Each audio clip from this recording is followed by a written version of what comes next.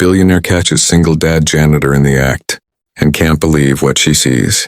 Maria Chen's Bentley pulled up to her newest medical clinic at exactly 7:30. And as one of America's youngest billionaires, she'd built a healthcare empire worth $2.8 billion through ruthless efficiency and zero tolerance for mediocrity. Today's surprise inspection would determine which managers kept their jobs. She stepped out, her Louboutin clicking against the pavement. When she froze mid-step, near the side entrance, a janitor in a faded uniform knelt on the wet ground, carefully arranging stones across a puddle. Beside him stood a small boy on crutches, his leg in a cast. But that wasn't what made Maria stop. It was what the janitor was doing. He was pulling off his own jacket, laying it across the stones to create a safer path. "There you go, Tommy," the janitor said warmly. "Now your crutches won't slip and you'll stay dry." The boy's face lit up with pure joy.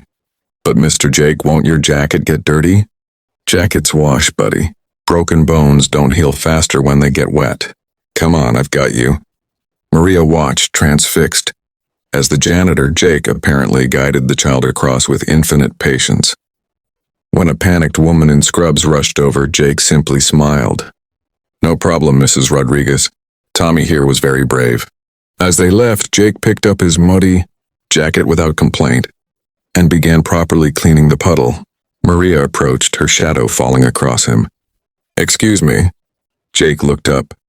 He was younger than she expected, mid-30s with tired but kind eyes. His name tag read Jake Morrison, Night Maintenance. "Yes, ma'am? I'm Maria Chen. I own this building."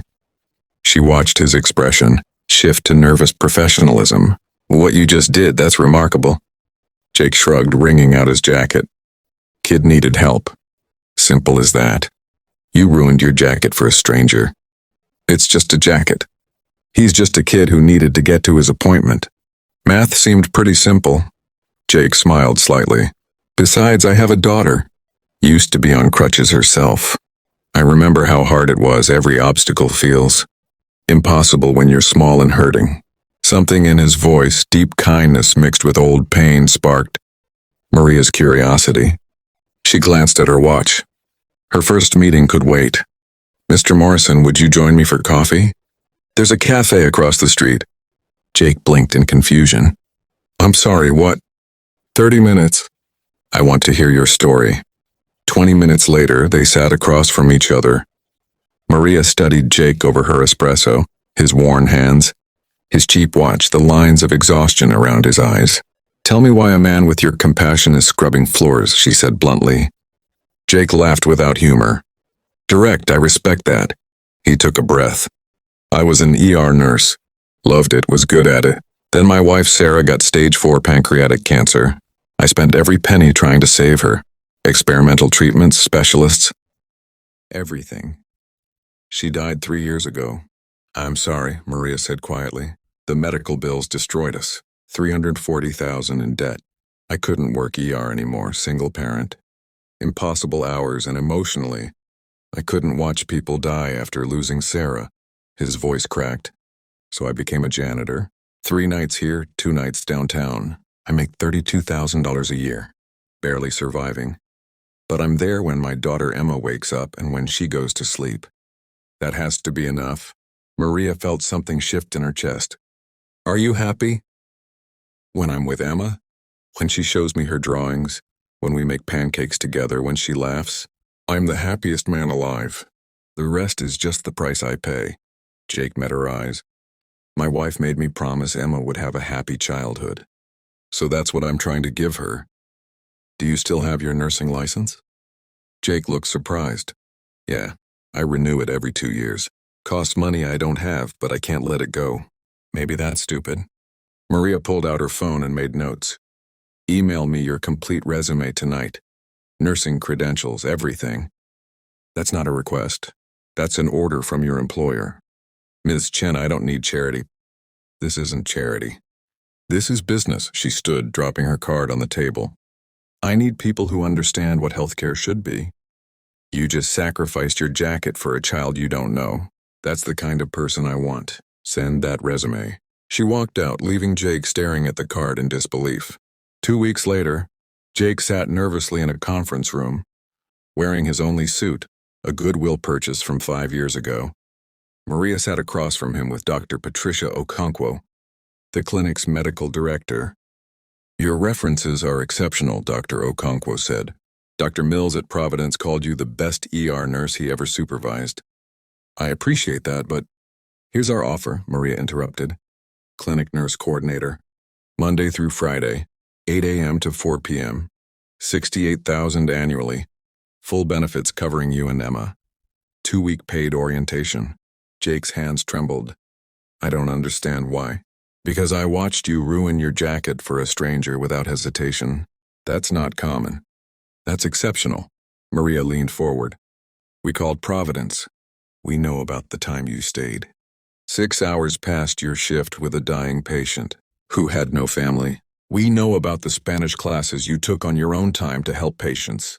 We know who you are," Dr. Okonkwo added. "The community center next door has an after-school program. Emma can stay there until you finish work. Free for employees." Jake buried his face in his hands, shoulders shaking. When he looked up, tears streamed down his face. "I don't deserve this." "Yes, you do," Maria said firmly. "So what do you say? Want to be a nurse again?" "Yes," Jake whispered. "God, yes. Thank you." Maria slid one more paper across. Personal loan. $100,000, 0% interest to help with your medical debt. Repay at your own pace, minimum $200 monthly. Jake stared at the paper. "This is too much. It's a business investment. I need you focused on patients, not collectors." "You'll pay it back." Maria's expression softened. "Take the help, Jake. You've been drowning alone long enough." 6 months later, Maria made another unannounced visit.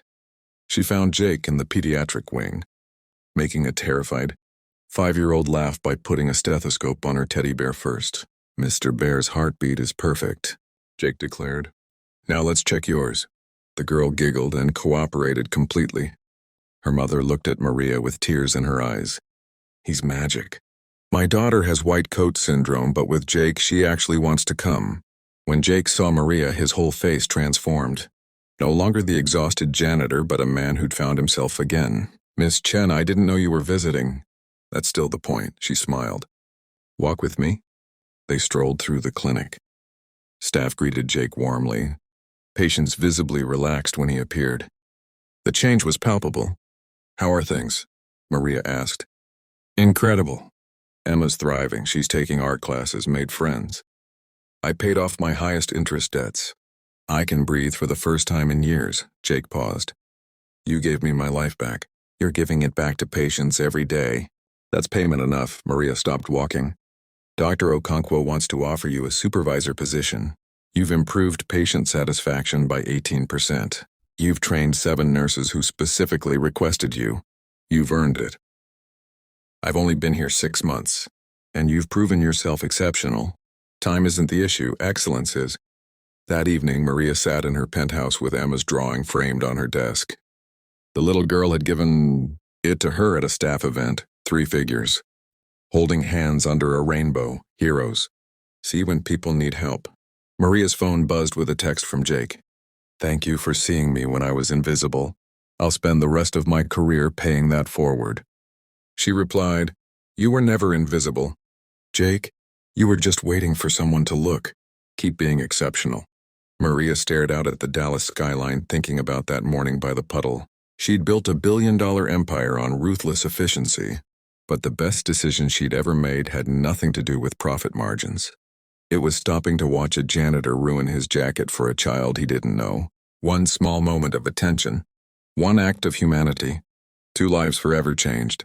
She'd spent 20 years believing compassion was weakness. Jake had taught her it was the greatest strength of all. And sometimes the most profitable investment wasn't in buildings or technology. It was in people who still believed kindness mattered. Maria smiled, already thinking about other employees she might be overlooking. How many more Jakes were out there, buried by circumstances, waiting for someone to see them? Tomorrow, she'd start looking. Really looking, because if a janitor could sacrifice his jacket without hesitation, Surely a billionaire could spare a moment to see the heroes hiding in plain sight.